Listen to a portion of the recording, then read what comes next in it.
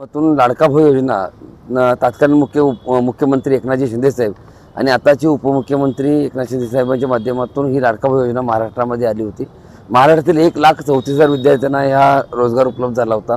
गेले अनेक दिवस सातत्यपूर्वक पाठपुरावा करत असताना बघता 11 महिन्याचा कार्यकाळ संपला आणि पुन्हा नागपूर या ठिकाणी जेव्हा हिवाळी अधिवेशन झालं त्यावेळेस त्या ठिकाणी लाठीचार्ज ह्या मुलांच्यावरती करण्यात आला। त्यावेळेस देखील काही घोषणा त्या ठिकाणी त्या खात्याचे मंत्री मंगलप्रभात लोढा साहेबांनी त्यावेळेस ते डिक्लेरेशन केलं, पण आता स्थिती जर पाहता ज्या घोषणा केल्या त्या घोषणा तर नाही आहेत।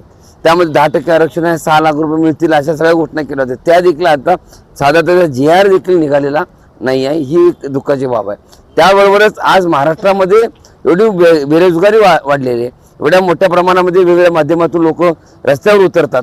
अशा परिस्थितीमध्ये काँग्रेस जनता पार्टी म्हणजे तरुण पिढी जी आहे ही आज एकीकडे रस्त्यावर उतरलेली दिसते। अशा परिस्थितीमध्ये जे मुलं महाराष्ट्रामध्ये काम करतात, ज्या मुलांना जिथं रोजगारची आवश्यकता आहे, ज्यांचं शिक्षण पात्रता पूर्ण आहे, अशा मुलांना रोजगार उपलब्ध व्हावा म्हणून ज्या ठिकाणी ज्या आस्थापनामध्ये मुलं काम करतात त्या आस्थापनामध्ये जागा उपलब्ध आहेत आणि तरी देखील या मुलांना रोजगार भेटत नाही, ही दुःखाची गोष्ट आहे। म्हणून आम्ही मान्य कलेक्टर साहेबांना निवेदन देण्यासाठी आज या ठिकाणी आलो होतो, पण निवडणुकीच्या अनुषंगाने त्यांची भेट या ठिकाणी झाली नाही। तरी देखील आम्ही पत्र या ठिकाणी त्यांना देण्याचा प्रयत्न केलेला आहे। आम्हाला आपल्याला विनंती आहे की ज्या आस्थापनामध्ये ज्या ज्या ठिकाणी जागा उपलब्ध आहेत त्या ठिकाणी आमच्या मुलांना पहिला प्राधान्य द्यावं, नंतर कॉन्ट्रॅक्ट बेसवरती असे नका तरी देखील त्या मुलांना पहिला प्राधान्य द्यावं, त्यानंतरच आपण पुढल्या लोकांचा विचार करावा, अशी माफक अपेक्षा धरून आम्ही या ठिकाणी आज माननीय जिल्हाधिकारी कार्यालय नांदेड या ठिकाणी आलो आहोत। जर आमच्या मुलाला जर हक्काची भाकर मिळत नसेल तर आम्ही सांगली या ठिकाणी कृष्णा घाटावरती अमूल्य उपोषण करण्याचा इशारा देखील आम्ही ह्या माध्यमातून देतो। त्या अनुषंगाने